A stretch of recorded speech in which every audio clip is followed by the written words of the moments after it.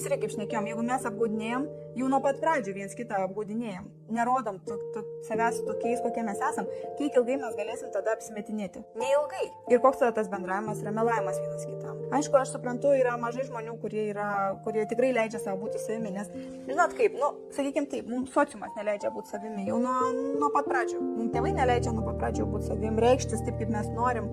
Viskas yra sudėta į ribas, į taisyklės, į bausmes. Žmogus, yra žmonių, kuriems leidžiama yra skleistis, ne? O yra žmonių, kuriems neleidžiama. Tai didžiai dalį yra neleidžiama, jie yra suvaromi ir kaip gyvuliukai dresuojami visi panašiai. Tai reikia aišku suprasti, kad tas priešais tave stovintis, jisai turbūt irgi neką išsireiškęs yra. Bet žinot, kas yra gerai, kad visada juk pradedam nuo savęs. Ir kai tu leidi savo reikštis ir būni savim, kitas žmogus, būdamas su tavim, jis irgi atsipalaiduoja, jis irgi kažkaip pradeda justi, kad jis gali būti savim.